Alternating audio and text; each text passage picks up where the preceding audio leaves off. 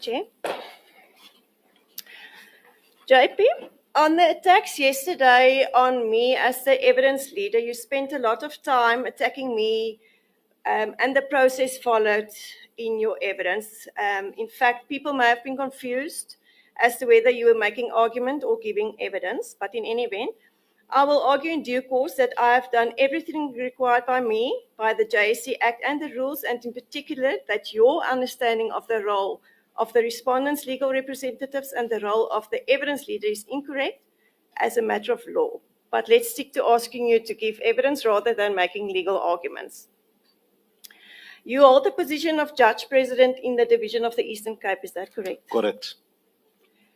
And as the Judge President, you are the administrative head of the division and are expected to lead by example. Is that correct? Live by example. Lead. Lead by example. Yes. Yes. Would you agree that part of your duty as a leader is to foster a safe, respectful, and professional environment for all court personnel? Correct. As Judge President, if any judge in your division had engaged in conduct alleged to be sexually inappropriate with a junior staff member, you would treat such a matter with the utmost seriousness. Is that correct? If any member of the judiciary were to be alleged to have done what? Alleged to be sexually inappropriate with a junior staff member. Sexually inappropriate? Yes. It is incumbent on members of the judiciary in terms of the judicial code of conduct to deal with unbecoming conduct on the part of colleagues and possibly to take it up. So would you have dealt with it? I would. Any inappropriate conduct by a judge. And as Judge President, you are expected to provide effective leadership to the division, is that correct? Absolutely correct. You also agree that your conduct inside and outside the courtroom must reflect the highest ethical and professional standards? My conduct? Yes, your conduct inside and outside the courtroom. Yes.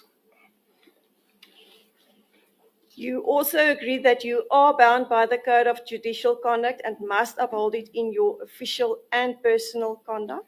Correct. Then you are also aware that Article 5 of the Code requires judges to act honorably and in a manner befitting judicial office at all times? I'm aware of that, and I'm aware of that clause that you are reading. I'm also aware of the fact that at the commencement of these proceedings, you referred to it, and I'm also aware of the fact that that which you are reading, which is 5.1, has got nothing to do with these proceedings as far as I'm concerned. Article 7 demands that a judge must dissociate from sexist conduct and must respect the dignity of others, correct? Yes. Let's look at your status as Judge President of the Eastern Cape Division. Sure. Would you agree that the Judge President has significant authority over both judicial officers and support staff in his division? Correct. You say I've got judicial authority. No, significant authority. Significant authority. Significant authority? Yes. Can you unpack that, please, for me? Because you have authority over people. I've got authority over people? Yes, because of your status as Judge President. I think we need to unpack it a bit.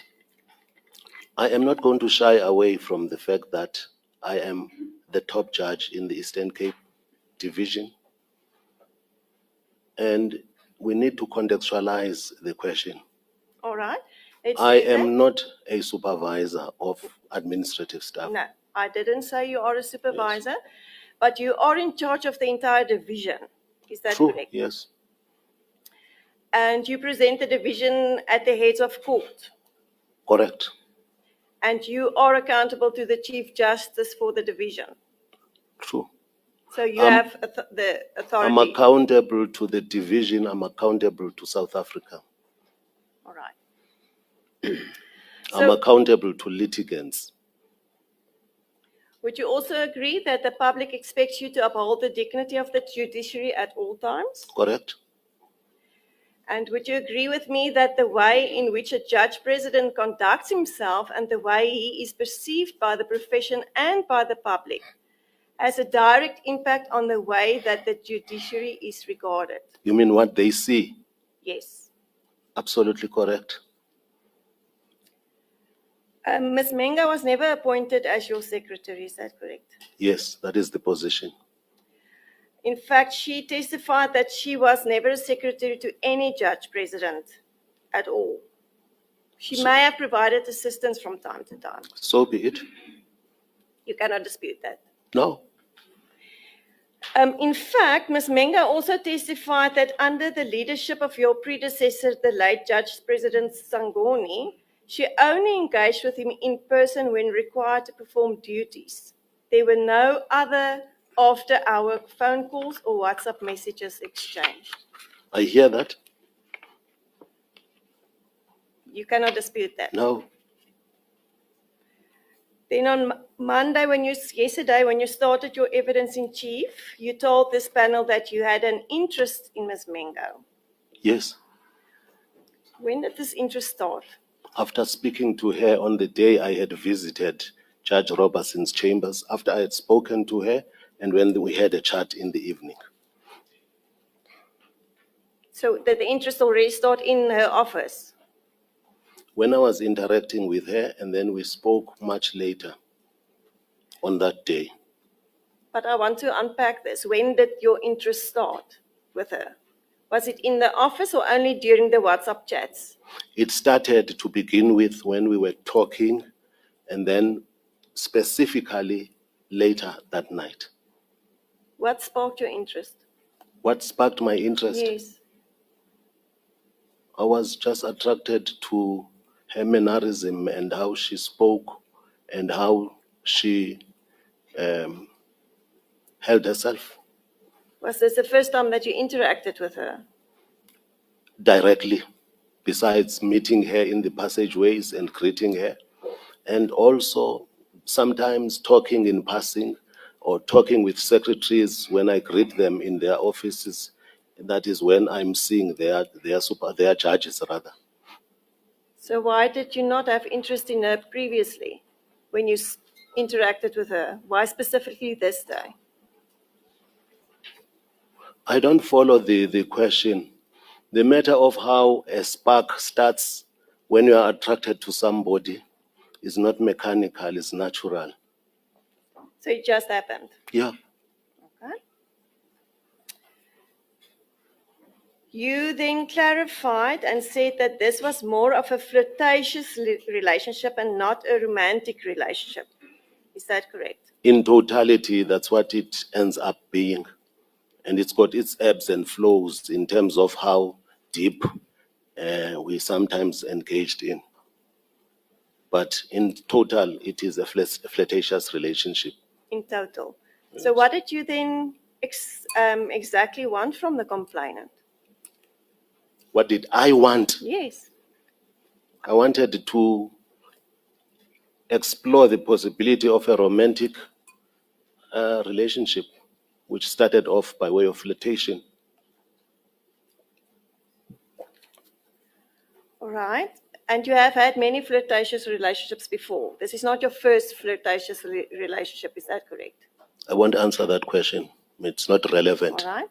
So when you initiate a flirtatious relationship with any person, do you generally ask for naked pictures of that person in your first conversation you have with that person? Firstly, your question is predicated on an allegation that when you do this with other people, I would restrain you from doing that. I would appeal to you that we deal with the facts of this matter. And therefore, could you please rephrase your question? Why did you ask for naked pictures on the first I did time? not ask for naked pictures. You did? I did not. Put it this way, at no stage did I ever ask for naked pictures. We will unpack that from tomorrow. Thank you. You've told us that you are a formal person, What? a formal person, and that you value tradition. I value what? Tradition and culture. Yes, sure. And you've explained to us how courting happens in the Xhosa culture. Yes, as far as I know it. And you've told this panel that what we've seen in these WhatsApp messages are reflective of courting in your culture. I think the statement that you are putting to me is too broad.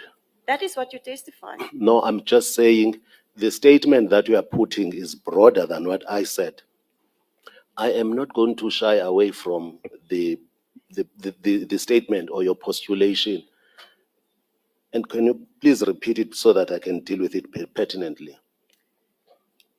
You say that courting that happens in the Xhosa culture is Yes. what we see in these WhatsApp messages. I'm basically saying flirtation is flirtation. And flirtation is what it is what it means. And therefore, I'm saying it is not incompatible with the Xhosa culture. No, that's not what you No, testified I'm saying it is yesterday. not incompatible with the Xhosa culture. In other words, this notion about me saying we are here dealing with Xhosa custom, we should disabuse our minds of that. I'm simply saying Xhosa custom does know or is a culture of negotiation, if I may unpack it. So flirtation and persistence should be understood within the context of negotiation. So in the Xhosa culture, negotiation is at the center of it. So I'm simply saying flirtation is not inconsistent with the Xhosa culture. And I had to infuse Xhosa culture in areas where I thought it was important for me to mention. So the notion that Mbenenge's defense is that what was happening, it was the implementation of Xhosa custom, is a wrong premise. In the Xhosa custom, there's negotiation. This thing about somebody having to earn it is known by that custom, and persistence should be understood in the context of negotiation. The custom and tradition of Xhosas has at its center negotiation. But according to me, negotiation comes from both sides. A negotiation cannot come only from one side. You also understand it like that. I do understand from that. I do understand your statement, the way in which you are putting it. Was there negotiations from both sides here? Absolutely, yes.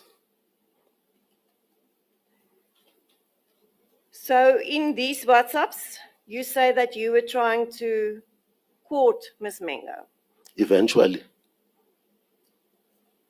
If that would eventually, if the flirtatious charts would then end up eventuating in that direction, yes. Did you ask her out for dinner? No. Did you buy her gifts? No.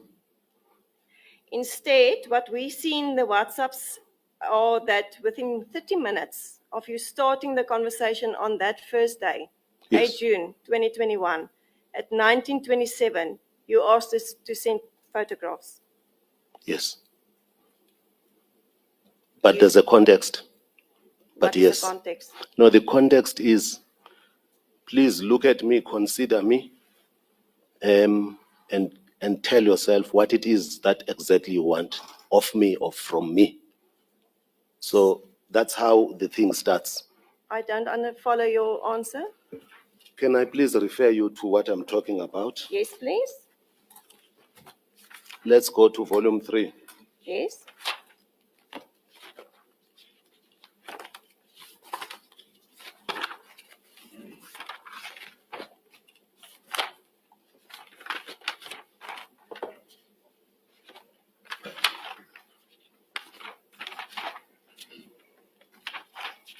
If you can be patient with me, please.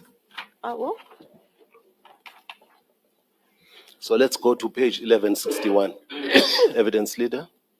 Sorry, ma'am. Could we go to page 1161? 1913.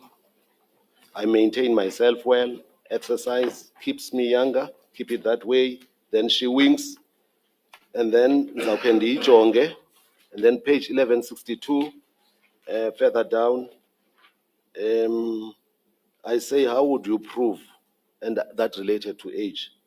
Then the answer, 1162 at 1921. Nguwe ofuna ukuyijonga. My part would be giving you a task. You are the one who wants to show, you are the one who wants to consider my age. My part would be to giving you a task. I can defer to superior wisdom. Nguwe ofuna ukuyijonga. Nguwe ofuna ukuyijonga. You are the one who is requesting to have a look at it. My part would be giving you a task. Then that's English. And then at page 1163, at 1924, I want to give you a chance for you, uba uyijonge. 1163, the last part for you, ukuba uyijonge. When we complete the sentence, I want to give you a chance for you to have a look at it. Yes. And then below that, immediately at 1924, within a minute, then you determine what you are looking for. What you are looking for in me.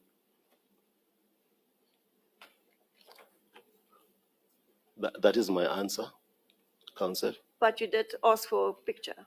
And then further down, I then say, maybe a few pictures you send may serve as halfway proof. So in that context, I did ask for pictures at 1164, 1927. And then at 1165, at 2023, I say, if it won't offend, and then that attracts a wink from the complainant.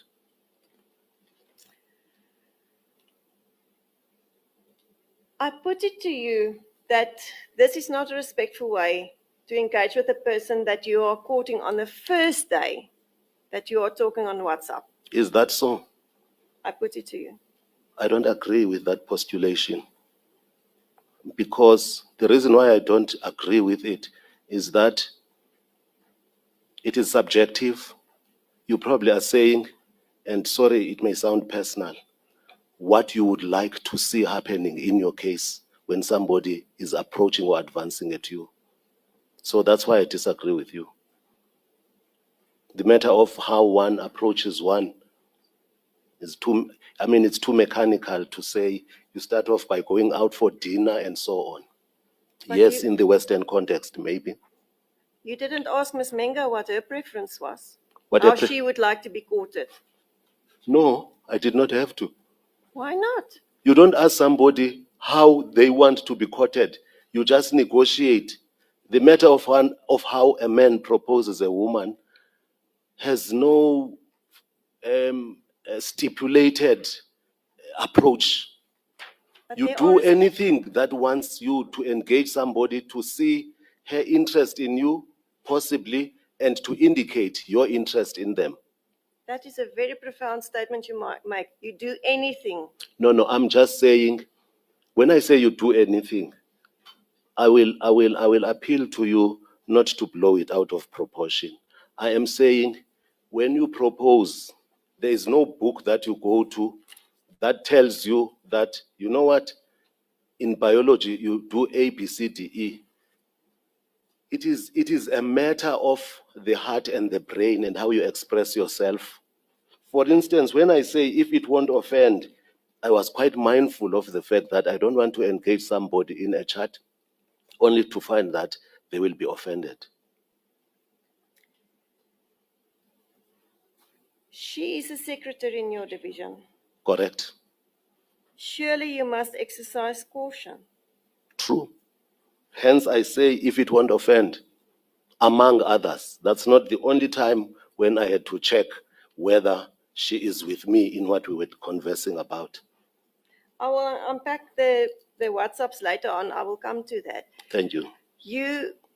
So can we take it that you assumed that there was consent? At which point? You can tell us. At which Please. point do you say that there was consent? When I answer the question from the perspective that if you look at the entire interaction, I would say there was consent. And I'm answering in that fashion because when I called upon you to unpack your question, you chose to pose it the way you did. So I'm basically saying there was consent at all material points in time. And in its conspectus, in the final analysis, when you look at everything that happened, you are bound to conclude, as she did when she was cross-examined, which is that any reasonable person would believe that you were playing along. And the answer was ewe, E-W-E, which means yes. I put it to you, you assumed consent from the start. You did not have all the WhatsApp conversations already that first day. So you could not look at all the evidence. No.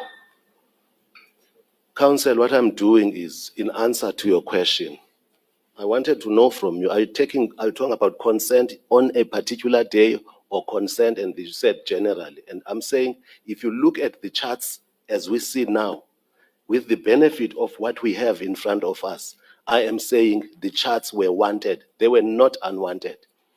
And also I'm saying, specifically in relation to the very first day when we interacted, based on what I see here, based on my answering affidavit before the JCC, my answer is, I don't agree with you in your proposition.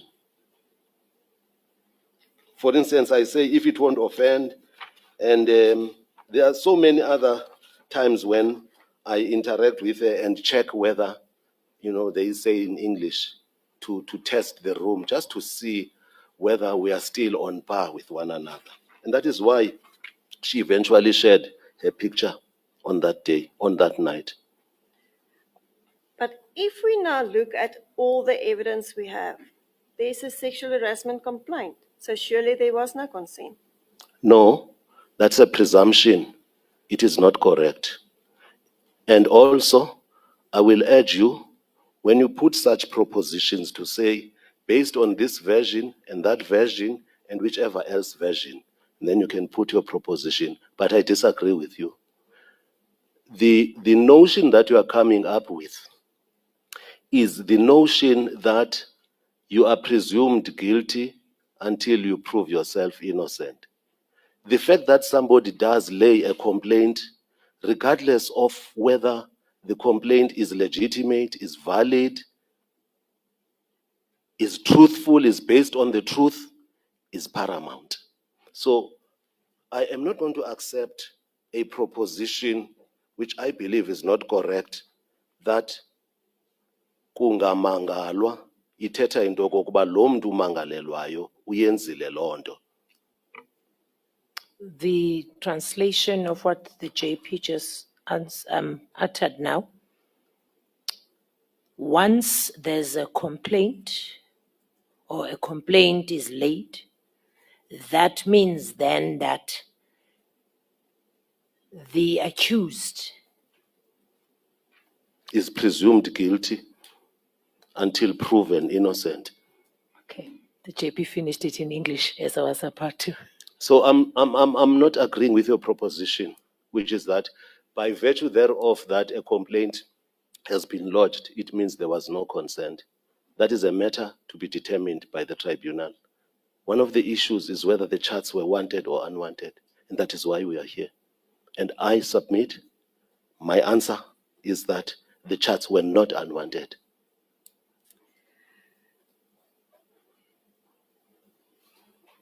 You know what the definition of courting is?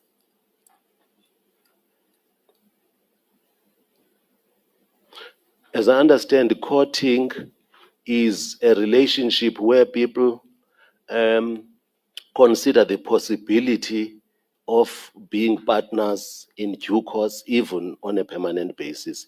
That's in broad terms what courting is about. Yes, that is indeed correct. To have a romantic relationship with someone in the hope of marrying someone or True. have a close relationship Yes. with that person. Correct. In fact, unfortunately, in this instance, you are already a married man What has that to do with these proceedings, ma'am? who did not want a serious relationship with Ms. Mengo. You wanted a sexual relationship with her. Evidence leader, I urge you and I appeal to you that you don't pose questions to me that are not relevant to the issue at hand. I will pose to you that you don't have to lecture me. I am not lecturing you. Sorry for that. I'm putting the questions to you. Come again? I'm putting the versions and the questions to you. You can answer yes or no, or just give an answer. Not all questions call for yes or no. I think we should be on par on that. You are asking me about my marital status, and I'm urging you to keep away from that. That was not the only part of the question. Can you wanted please- a sexual relationship with Ms. Mengo. Come You again? didn't want a romantic relationship with her because you're already married. You wanted a sexual relationship with her. No. Please don't overload your question with 3 questions. Let's start from the beginning. The first component of your question presupposes that it's based on the fact that I am a married person. And in fact, what you are engaging me on is whether you are married or not. Is that not the position? And if that is the position, evidence leader, I am saying it is not relevant for purposes of what we are about here. It is relevant because you're already in a relationship, but now you're seeking another relationship with a complainant which she says is unwanted. No, you are predicating your proposition on the fact that by virtue of the fact that somebody is married, they are precluded from doing something. And I'm saying, let's not talk about my marital status. Let's concern ourselves with my interaction with Ms. Mengo. Because now you are seeking to make a moral issue and you are not going to come up with a moral code that I will have to deal with, or even a universal moral code. So what I'm urging you, evidence leader, is not to pose a question about my marital status. Your question is predicated on this. JP, are you married? And my immediate answer is that is irrelevant. You wanted a sexual relationship with Ms. Mengo? I wanted a flirtatious relationship with a view to eventually having a romantic relationship with her if that worked out. You will agree with me that sexual interaction in any workplace is heavily regulated through labor processes. Can you unpack that, please? There are labor processes in place, there are internal workplace processes in place, and the code of sexual harassment is in place. So sexual relationships in the workplace is frowned upon. What has a judge to do with a workplace? If you can help me, I'll tell you why I'm asking you this question. You are talking about labor laws that apply to employers and employees. Judges are public office bearers. They are not members of the executive